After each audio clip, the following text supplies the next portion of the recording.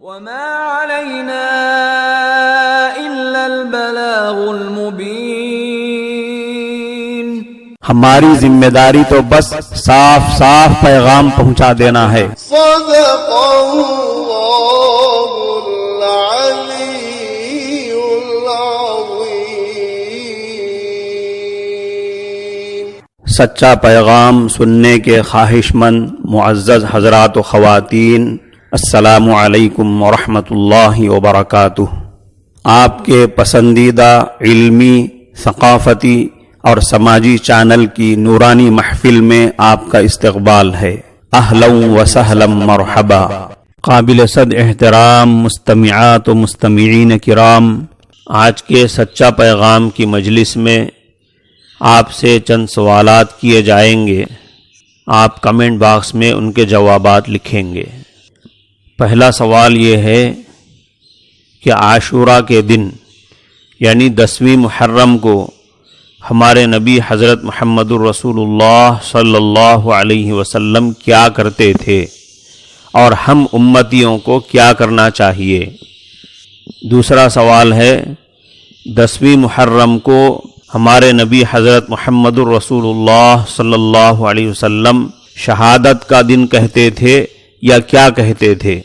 تیسرا سوال ہے حدیث میں تو پورے محرم کے روزوں کی فضیلت آئی ہے، یعنی محرم کے مہینے میں رکھے جانے والے روزوں کا ثواب رمضان کے روزوں کے بعد سب سے زیادہ ہے، اور عاشورہ کے روزوں کی بھی خصوصی فضیلت آئی ہے.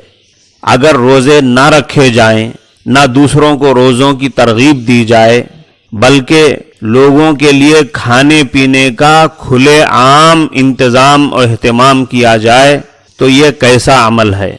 اس عمل کو کیا کہا جائے گا؟ جواب دیجئے. ظاہر بات ہے کہ اگر آپ عقل مند ہیں تو جو بات اللہ کے رسول صلی اللہ علیہ وسلم کے قول کے خلاف ہوگی اور جو کام اللہ کے رسول صلی اللہ علیہ وسلم کے معمول کے خلاف ہوگا اس کو آپ یقیناً غلط ہی کہیں گے. پھر سوال یہ ہے کہ امر بالمعروف اور نہی عن المنکر کے فریضے کے تحت اللہ کے رسول صلی اللہ علیہ وسلم کے قول و عمل کے خلاف کھلم کھلا غلطی کرنے والوں کو سمجھانے کی ضرورت ہے یا نہیں، یا یہ سمجھ کر خاموشی اختیار کر لی جائے کہ یہ ان کا مسلک ہے؟ جواب دیجئے.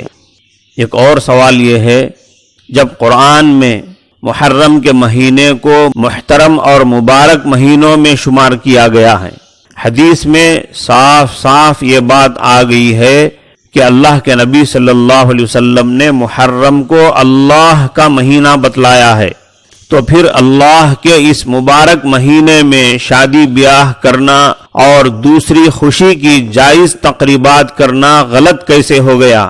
جواب دیجئے. اس سلسلے میں پہلی بات تو یہ ہے کہ جس طرح چند خاص دنوں میں روزہ رکھنے سے منع کیا گیا ہے اور چند خاص وقتوں میں نماز سے منع کیا گیا ہے، اس طرح محرم میں نکاح اور عقیقہ، نئی دکان کی اوپننگ یعنی نئی تجارت کی شروعات وغیرہ سے تو شریعت میں کہیں منع نہیں کیا گیا ہے.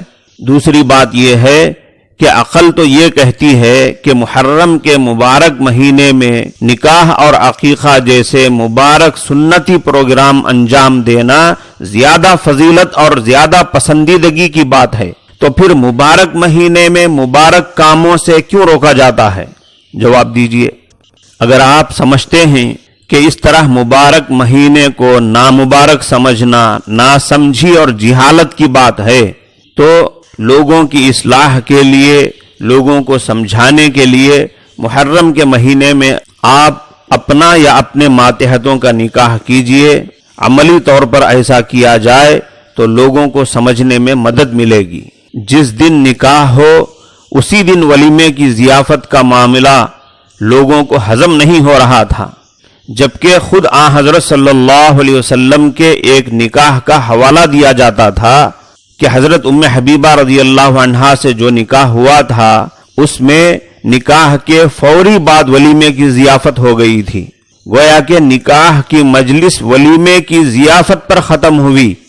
قرآن کے بعد سب سے زیادہ صحیح اور سچی کتاب بخاری شریف میں بیان کیے گئے واقعے کا حوالہ دے کر ہم لوگوں کو سمجھا رہے تھے، مگر لوگ سمجھ نہیں رہے تھے۔ جب اس پر عمل کر کے دکھایا گیا تو لوگوں کو سمجھ میں آ گیا کہ ہاں بھائی ایسا بھی ہو سکتا ہے، جس دن نکاح ہو اسی دن ولیمے کی ضیافت بھی ہو جائے تو نکاح میں کوئی فرق نہیں پڑے گا۔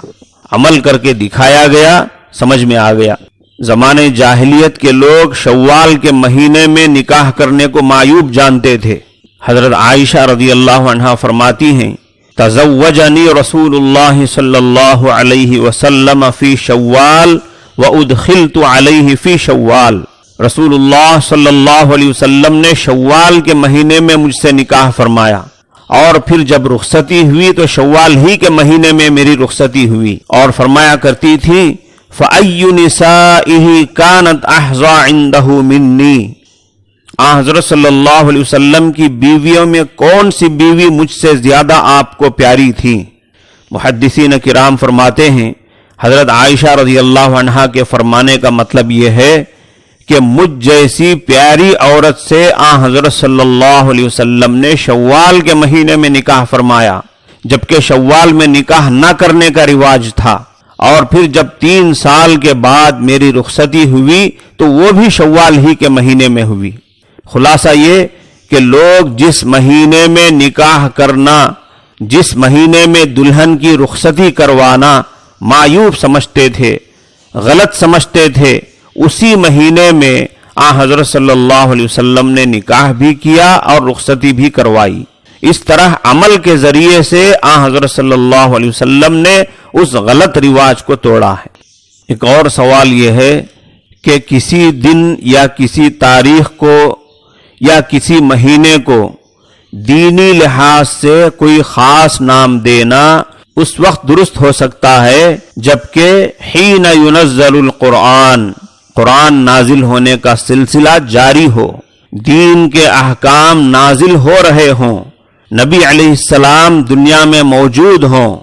جب حضرت حسین رضی اللہ عنہ کی شہادت کا واقعہ 61 ہجری میں، یعنی رسول اللہ صلی اللہ علیہ وسلم کے 50 سال کے بعد پیش آیا ہے، دین مکمل ہو جانے کے آدھی صدی کے بعد پیش آیا ہے، تو یہ کہنا اور ماننا کیسے درست ہو سکتا ہے کہ محرم کو یا 10ویں محرم کو حضرت حسین رضی اللہ عنہ کی شہادت کی وجہ سے فضیلت ملی ہے؟